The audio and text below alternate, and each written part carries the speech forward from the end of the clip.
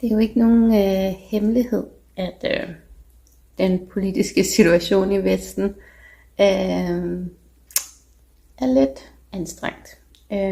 Og derfor så besluttede jeg tror som mange andre også, at jeg egentlig ville opdyrke lidt mere af sådan europæisk kultur. Så jeg satte mig for i 2025 at læse bøger af europæiske forfattere, og nu kommer I med på rejsen. Kicking stones round a square, he sat for a while and carved out a smile, as if someone would care.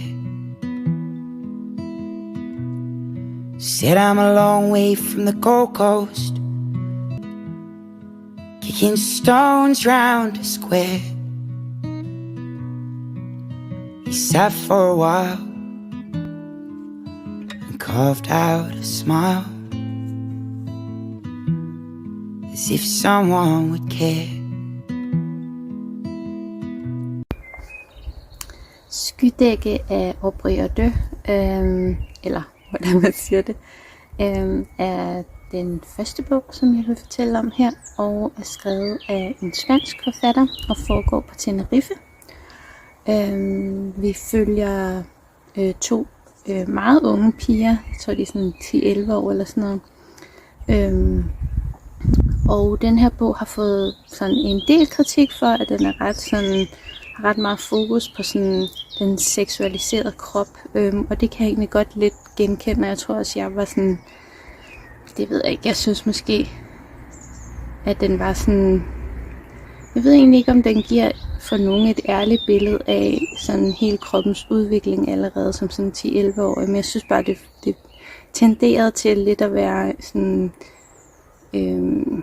noget, som den dyrkede og sådan lidt unødvendigt. Det, som jeg til gengæld synes var super fedt i den her bog, det var, at man følger ligesom de her piger, som bor længere oppe i bjergene, og deres higen efter at komme ned til vandet og stranden, og sådan byen nede ved vandet og stranden, og sådan, men det er ligesom forbeholdt turisterne. Så det der med lidt at være, hvad kan man sige, lukket ude egentlig fra sin egen, eller fra dele af sin egen ø, fordi man ikke selv har ressourcerne til ligesom faktisk at bruge den natur, som der er der, hvor man vokser op. Det rørte mig faktisk meget, og det synes jeg bliver beskrevet rigtig, rigtig fint. Ja, så det var den første bog.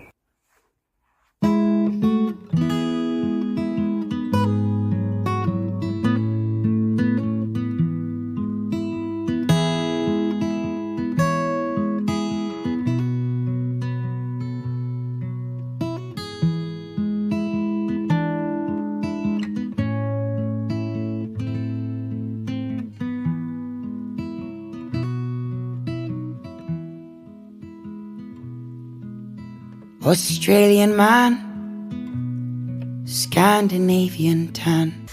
Bevægelsen af den tjekkiske forfatter Petra et eller andet, jeg ikke vil prøve at sige navnet på, er en feministisk dystopisk fortælling, som er fortalt som en memoir. Og hvis nogen af jer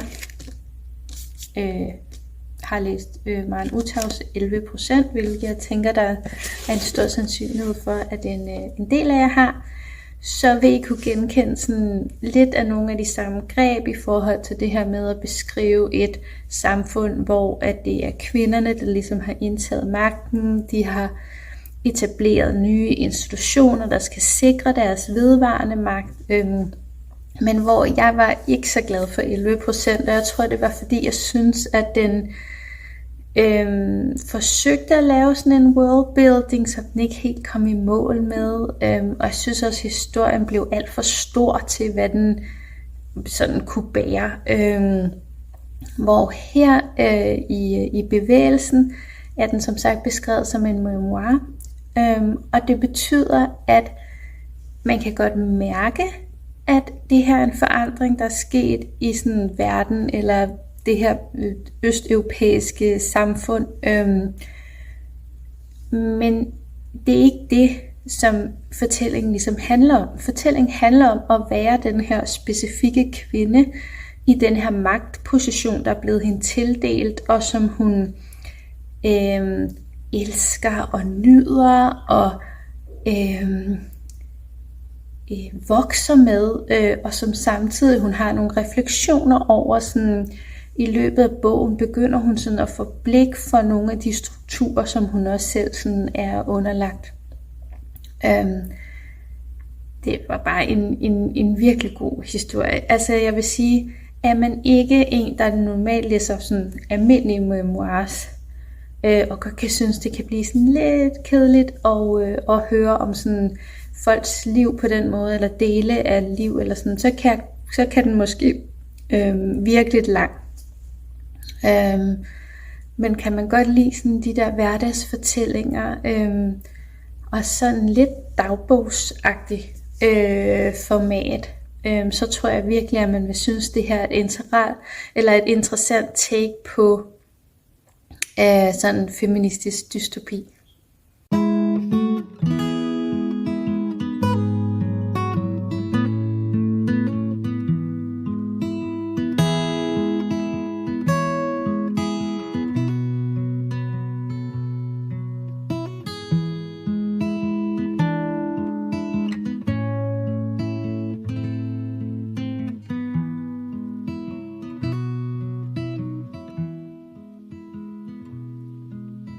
Australian man, Scandinavian tan, kicking stones round a square. Vanvittig historie. Altså lang tid i starten af den her Lise Spitz bog, der tænker jeg bare sådan, hvor skal det her hen? Altså det er en base på næsten 500 sider, eller lidt mere end det. Og foregår i den her belgiske, lidt mindre by, eller sådan landsby, hvor man følger hovedpersonen, som er sådan en ung pige, jeg ved faktisk ikke, måske sådan 12-13 år eller sådan noget. Og hendes relation til hendes 2 gode venner. Men også den her sådan en fortælling om det der med at blive bevidst om sit eget køn i relation til et andet køn.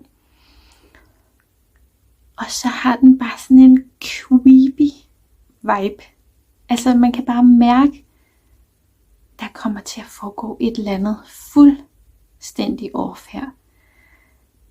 Altså de har ikke de bedste levevilkår, sådan hele det der sådan socialrealistiske perspektiv er super interessant i sig selv, men det er sådan en, jeg ved ikke engang, hvad for et ord der er det rigtige at bruge her, men det er sådan lidt, det er virkelig sådan en creepy, lidt gusten vibe, der er i den her bog. Og jamen man skal næsten 400 sider ind eller sådan noget, før det så man finder ud af, hvorfor at der er den vibe. Og jeg vil sige, jeg synes faktisk næsten det var for voldsomt. Jeg synes bogen er rigtig god, og den har helt klart sat et aftryk hos mig. Jeg synes den er interessant, jeg synes virkelig det er en god. Hun skriver virkelig godt, altså hele tonen i bogen er virkelig interessant, og det at den sådan kan krybe ind under huden på mig på den måde, viser jo bare at den rammer det den skal ramme. Men ja, i hvert fald læs op på, hvis der er noget som du ved, at det reagerer du voldsomt på i bøger. Og jeg synes, at det var for meget. Jeg synes faktisk, det var unødvendigt. For historien. Ja. Det blev bare for klamt. Til min smag. Og det synes jeg var lidt ærgerligt. Og det var faktisk sådan, at den hovedscene, som ligesom der beskriver det her, endte jeg faktisk med at springe ret store dele over, fordi jeg forstod ligesom godt pointen. Jeg forstod ligesom godt de konsekvenser, den scene havde for vores hovedkarakter. Og det, at jeg selvfølgelig reagerer så stærkt, betyder selvfølgelig, at hun ligesom har formået at skrive en hovedkarakter frem, som jeg på en eller anden måde kommer til at have empati med. Og det er jo rigtig, rigtig fint. Jeg synes bare, at det var alt for voldsomt. Men er man nu slet ikke så sart, som jeg er? Og kan man godt lide det der sådan, hvor man bare hele tiden på hver side tænker, lige om lidt, så kommer der til at foregå et eller andet helt off. Altså virkelig sådan, så vil jeg anbefale den.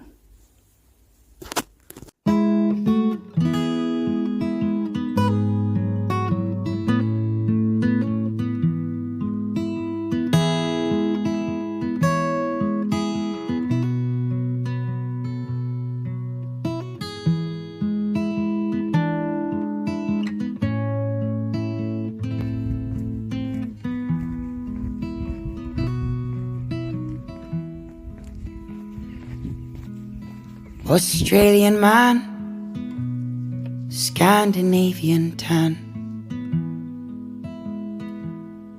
kicking stones round a square.